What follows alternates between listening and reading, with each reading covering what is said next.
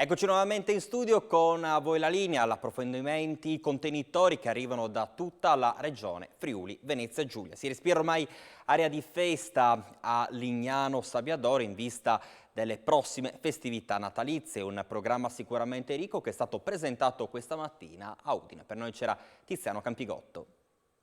Quest'anno a Lignano un'amministrazione che si rinnova con grandi novità, una Lignano da amare a mare. Sì, è un bel gioco di parole e anche un bellissimo slogan. Lignano quest'anno offrirà un Natale sicuramente turistico, ma un Natale rivolto alle famiglie, rivolto ai lignanesi, un Natale rivolto alla storia e alla cultura che si intreccia anche con la storia del Friuli, coinvolgendo il cristianesimo e quindi anche Aquileia e la storia che la rappresenta, coinvolgendo Spilimbergo e la scuola mosaicisti, e tante iniziative portate avanti anche dalle associazioni lignanesi, momenti dedicati alle associazioni musicali, momenti dedicati ai bambini.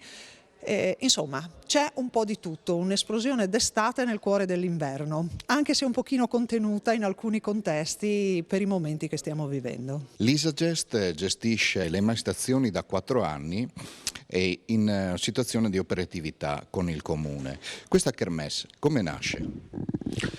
Nasce sulla tradizione appunto delle 3 edizioni precedenti, con l'intento di migliorare di anno in anno e offrire un prodotto natalizio, se così possiamo dire, sempre più coinvolgente e avvincente nei confronti dei turisti, ma anche dei lignanesi e dei nostri amici ospiti. Un turismo che non si ferma solo all'estate, quindi? Assolutamente no, ne abbiamo avuto riprova. L'impegno di Lignano da sempre è quello di allungare la stagione se possibile e attraverso eventi di rilevanza destagionalizzarla. L'esempio principe è appunto questa manifestazione del Natale che si snoda lungo un intero mese e che cerca con la sua varietà di offerte di coinvolgere quanti più turisti possibili, che sappiamo essere soprattutto quelli austriaci e tedeschi frequentatori di Lignano anche nel periodo d'inverno. Assessore, un nuovo segnale di ripartenza che a Lignano riunisce molti partner per la realizzazione di questa manifestazione. La Regione ha dimostrato di credere fortemente a questa iniziativa. In che modo? Insomma, sostenendo come l'ha fatto negli anni passati l'iniziativa stessa, ma non solo da un punto di vista economico, ma anche grazie alla compartecipazione di Promoturismo, della Lisagest, un sistema Friuli Venezia Giulia che davvero ha lavorato in maniera intensa affinché queste grandi manifestazioni natalizie e non solo a Lignano Sabbiadoro potessero avverarsi. Devo dire che abbiamo un presepe, ormai famoso presepe di sabbia, che sta crescendo di anno in anno, una meraviglia, ma abbiamo la presenza di molte casette in grado di promuovere l'enogastronomia. Insomma, è davvero un palinsesto molto ricco, uno dei più ricchi presenti in Friuli Venezia Giulia. Un'amministrazione che non guarda solo al turismo ma anche alla storia e alla cultura per le famiglie. Sì, bello, mi è piaciuto il connubio anche in questo caso tra Aquileia e Lignano Sabbiadoro. Il presepe di sabbia quest'anno rappresenterà molto Aquileia, la sua storia, le sue tradizioni. Questo per permettere insomma alle famiglie, ai bambini di conoscere e ammirare le meraviglie della nostra regione. Un grande successo il presepe di Sutrio a Roma e un grande successo anche del presepe di sabbia di Lignano che si sta ingrandendo sempre di più. Sì, la tradizione presepale sta crescendo sempre di più in Friuli Venezia Giulia. La scorsa settimana avevamo avuto l'onore di presentare al Santo Padre il presepe di Sutrio Questa settimana abbiamo presentato con l'Umpli tutti i presepi che verranno, l'evento dei presepi che andranno a tappezzare il Friuli Venezia Giulia, insomma il presepe di Sappia, tanti visitatori, quindi il turismo presepiale sta crescendo in maniera significativa. Un segnale che porta a un discorso anche di fede e di attenzione nella storia del nostro territorio. Che non va mai dimenticata e soprattutto in questo periodo, insomma, fede, pace, serenità e famiglie devono, come dire, essere messe al primo posto dei principi e dei valori. Lo sport basket, domani Cividale ospiterà il primo derby friulano di A2 tra Web Gesteco e Apu Old Wild West. Entrambe le squadre sono reduci da una vittoria e sarà una sfida da tutto esaurito, con le biglietterie senza biglietti disponibili ormai da giorni. A Cividale il clima è quello delle grandi occasioni. Siamo andati a vedere come si preparano gli Eagles, rientrate domenica notte dalla trasferta vincente di Rimini. Coach, seconda vittoria consecutiva in trasferta, ora a farne le spese è stata a Rimini in una partita decisa sia dall'attacco, in particolare dai 19 punti di Clark, ma anche dalla difesa, in particolare nell'ultimo quarto. Sì, nell'ultimo quarto abbiamo difeso molto bene, non che prima stessimo facendo male, però avevamo fatto più errori e in particolare siamo riusciti a intercettare Jazz Johnson, che era stato per noi un problema, e abbiamo coperto bene l'area prendendo rimbalzi, insomma siamo stati bravi, è una partita veramente difficile da vincere. Poi in attacco effettivamente abbiamo innescato Clark, che si è fatto trovare pronto, perché tutti i tiri costruiti li ha segnati tutti nel finale ed è chiaro che questa è una grande risorsa. Ecco, adesso mercoledì, pochi giorni per riprendere le forze e cambiare obiettivo, arriva l'Apu. Che squadra troverà l'Apu e che squadra è l'Apu secondo lei? L'Apu troverà una squadra pronta, decisa, determinata, umile, ma vogliosa di fare una partita straordinaria. L'Apu è una squadra illegale per questa categoria, cioè giocatori, come ho già avuto modo di dire, in prestito in A2, sono giocatori di A1 diversi, poi ha una panchina lunghissima. Praticamente è difficilissimo preparare la partita contro di loro perché possono cambiare faccia in qualsiasi momento, sono pericolosi con i lunghi, con i piccoli, con la velocità, col gioco a metà campo, insomma hanno mille risorse e quindi è ovvio che per giocare la partita dobbiamo fare una partita di altissimo livello, alzare il nostro livello sia nel gioco difensivo che offensivo, insomma un bello stimolo, uno stimolo grandissimo, proviamo perché sarebbe una cosa straordinaria. Alessandro, intanto domanda d'obbligo, come stai?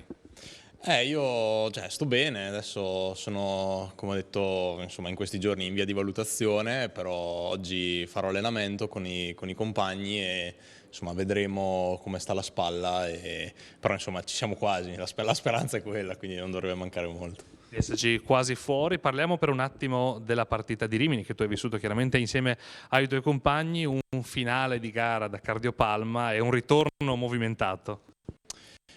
È stata una partita incredibile. Io insomma dopo la partita mi sono sentito con un po' di gente, a tutti l'ho descritta come è stata una partita veramente assurda. L'abbiamo vinta col carattere, perché fondamentalmente quando ti trovi sotto di 12 a inizio quarto quarto in trasferta su un campo caldo contro una squadra in forma, la puoi vincere solo in quel modo. Eravamo in grande difficoltà, ci siamo compattati, abbiamo difeso e alla fine con la forza di tutti, ma anche della panchina, gli ultimi minuti sono stati, era una giungla insomma la nostra panchina devo dire che anche da spettatore mi sono divertito un sacco, che di solito insomma è una cosa meno probabile, però sì, insomma, l'unione del gruppo ha costruito questa vittoria. 19 punti di Rodney Clark, come si sta integrando nel gruppo? Sapevamo che Rottenay avrebbe potuto darci questo apporto, io lo conoscevo già dai tempi di Pesaro e quindi sapevo delle sue capacità. È chiaro che la partita con Ferrara non è lo specchio di quello che lui può darci e potrà darci, perché era appena arrivato, però si sta integrando bene, è stato accolto in modo insomma magnifico da tutti, quindi anche lui è stato integrato, possiamo dirlo adesso a tutti gli effetti, nella famiglia Eagles. Adesso arriva una partita non da poco, che è il derby di mercoledì. Come la state vivendo? La sentite un po' questa partita o è una come le altre? Ma guarda, allora, intanto il fatto che si giochi già di mercoledì a così poca distanza dalla partita di Rimini, intanto fa sì che non ci sia tutto quello stacco, no? Non sono i 7 giorni che comunque ti fanno macinare con l'attesa della partita. Ancora siamo freschi appunto della bella vittoria di ieri, quindi penso che ci penseremo da dopo, dall'allenamento. Ovviamente è un derby, quindi insomma come tutti i derby viene sentito, però insomma noi lo giocheremo come tutte le altre partite, la prepareremo esattamente come prepariamo le partite con le altre squadre. Grande attesa quindi per questo derby di basket. Adesso ci fermiamo per qualche istante, ci rivediamo tra pochissimo con la seconda parte. Di a voi la linea.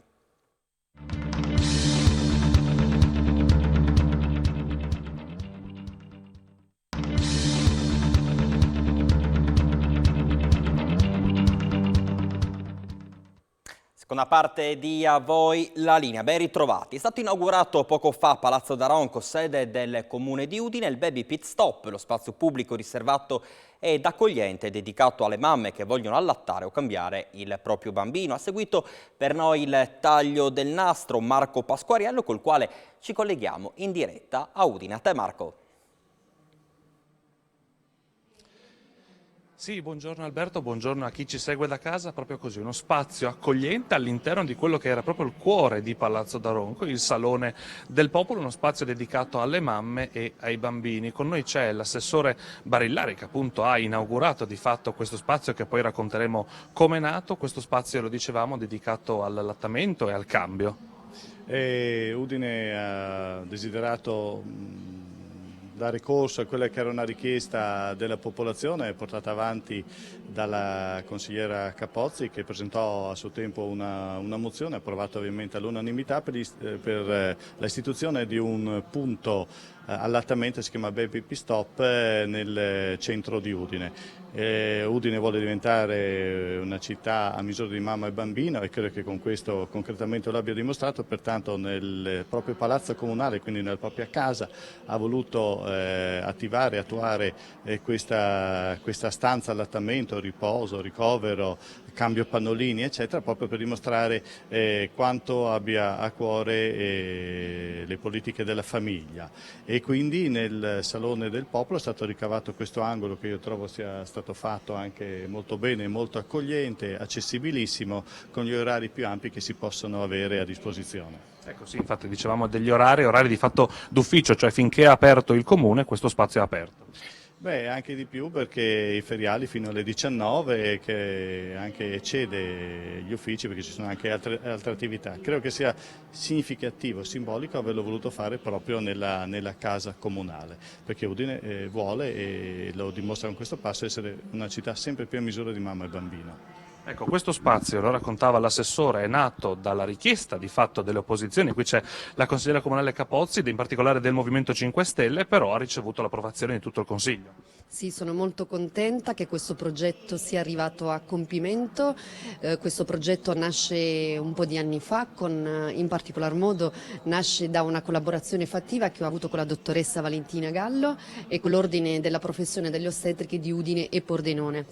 Da mamma ho vissuto sulla mia pelle quelle che sono le difficoltà che si possono appunto avere vivendo il centro storico. Il nostro centro storico purtroppo non ha esercizi pubblici dotati di servizi igienici adatti alle famiglie, e ritengo che sia un diritto di ogni genitore, di ogni famiglia, appunto godersi in massima libertà la propria città senza incontrare le difficoltà logistiche date dall'avere dei bambini piccoli. Il mio auspicio è che questa realtà funga anche da esempio, perché devo dire che Udine è la prima istituzione, forse in Friuli Venezia Giulia, che è stato il primo comune ad essere dotato di una stanza per l'allattamento e per il cambio dei pannolini, quindi mi auspico che funga anche da esempio verso altre realtà e che se ne creino di nuove, e soprattutto che venga sviluppata una maggiore sensibilità verso la genitorialità e verso tutti i temi che sono legati all'area materno-infantile. Ed è uno spazio che non ha pari di fatto nel centro di Udine, perché questa è proprio una richiesta che è arrivata anche dal territorio. Sì, è una richiesta che io ho accolto favorevolmente, perché da mamma, lo ripeto, era un'esigenza che sentivo appunto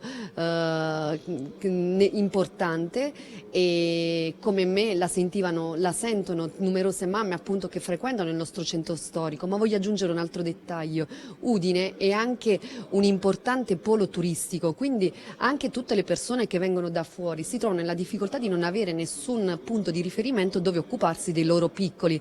E voglio dire un'ultima cosa, questo è importante non soltanto per le mamme che si occupano di allattamento, ma io voglio dire anche che è importante anche per i papà, perché anche i papà si possono trovare nella difficoltà di dover cambiare il pannolino dei propri bimbi, oppure si possono trovare nella situazione di dovergli dare la pappa. Ringraziamo l'assessore e la consigliera, appunto grazie anche all'Ordine dell'Ostetrica per cui è nato appunto questo spazio a disposizione della cittadinanza. E a questo punto, Alberto, ti restituisco la linea. A voi la linea. Grazie ovviamente alla collega Marco Pasquariello e i suoi ospiti. Dal 14 al 18 dicembre oltre 300 atleti da 34 squadre daranno vita a Sappada alla 34esima edizione dei Giochi Invernali Special Olympics, il programma più diffuso al mondo di allenamenti e competizioni atletiche per persone portatrici di disabilità intellettiva. Questa mattina a Udine la presentazione dell'evento. Sentiamolo. Tornate a Sappada dopo il successo del 2020, cosa ci aspettiamo per questa 4 giorni? No, siamo felici di tornare a Sappada anche perché è stato fortemente voluto da me come regionale, essendo sicuro sia dell'appoggio sia della regione che anche della comunità di Sappada, che si è fatta in 4 per darci questa possibilità. La decisione era fare 2 anni, dopo tramite causa del lockdown abbiamo rimandato, e comunque abbiamo mantenuto la promessa portando qua lo sci da fondo e le ciaspole, e a Bardonecchia, che era previsto quest'anno, abbiamo lasciato le altre discipline.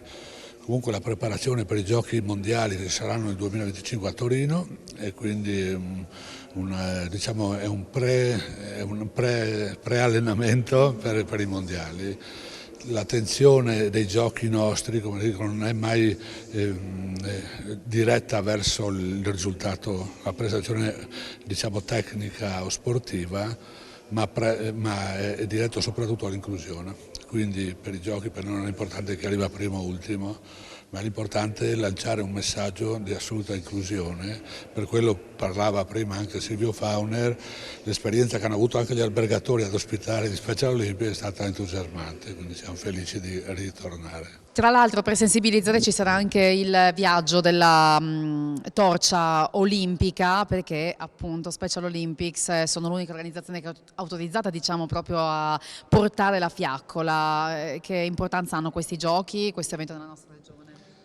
Beh, insomma, l'ho detto prima, sono importanti per tante ragioni. La principale è perché dà la possibilità a ragazzi e ragazze di divertirsi loro insieme alle loro famiglie, insieme ai loro accompagnatori.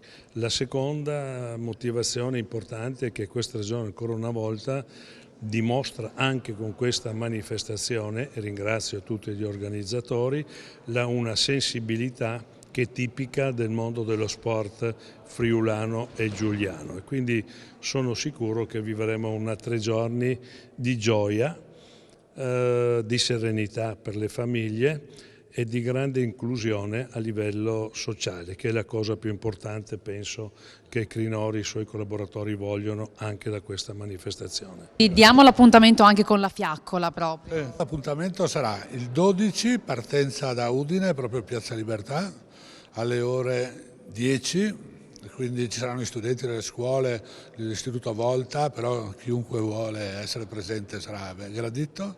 La seconda tappa sarà a Tolmezzo il giorno 13 e sempre il giorno 13 a mezzogiorno a Uvaro. Dopodiché il 14 a Sappada la cerimonia ufficiale, arrivo della fiaccola olimpica e partenza dei giochi. Che cosa ha rappresentato per te la possibilità di fare sport attraverso Special Olympics? Beh, ho rappresentato perché che sono andato in Alaska nel 2001, a Dublino sono andato lui faceva nuoto, io facevo tennis tavolo. Sì. E a Nagano, in Giappone, sempre con lo sci alpino. Prima hai detto una bella cosa, io mi sento un campione nella vita, non ho mai detto non ce la faccio, che un po' è il vostro giuramento proprio, no? Sì, è il mio giuramento. Che adesso hai un lavoro a tempo indeterminato. Sì, ho un lavoro indeterminato all'Eurospar di Roncade. Ai genitori hai dato un consiglio di mandare I propri figli a mandarli a fare sport. Che cosa è stato e cos'è lo sport ancora per te? Intanto lo sport è anche nella mia vita e anche nella vita in generale, così diciamo. E poi volevo anche salutare quelli che mi vedono in Tre Friuli. Che hanno tifato per te in tantissime gare. Quanti anni sono che fai sport? Tantissimi, perché sei giovane, ma insomma sono tanti anni che fai sport. Intanto sono anche un punto di riferimento dell'amicizia anche. Questo è anche il mio lavoro, anche che sono assistente più insegnante della piscina comunale di Tolmezzo. Io sono arrivato in contatto con questo mondo di Special Olympic 2 anni fa, quando come assessore allo sport e al turismo ho voluto avere questo evento a Sappada, ambiente che, come ho detto, non conoscevo. Io ho fatto per 20 anni l'atleta professionista, quindi ho avuto a che fare con atleti al mio pari a livello professionistico, però devo dire che difficilmente in quel mondo ho trovato uno spirito sportivo, chiamerei spirito olimpico, come ho trovato in quei 4 giorni di gara. Quando vedi un atleta che è sul terzo gradino del podio, che batte le mani, che applaude, che incita il vincitore della gara, e vedi che quell'applaudire, quell'incitare è un applaudire, un incitare che arriva dal cuore, cosa che in altre manifestazioni non succede. Era questo il nostro ultimo approfondimento, grazie per l'attenzione, a voi la linea termina qui, arrivederci ai prossimi appuntamenti informativi su Telefriuli.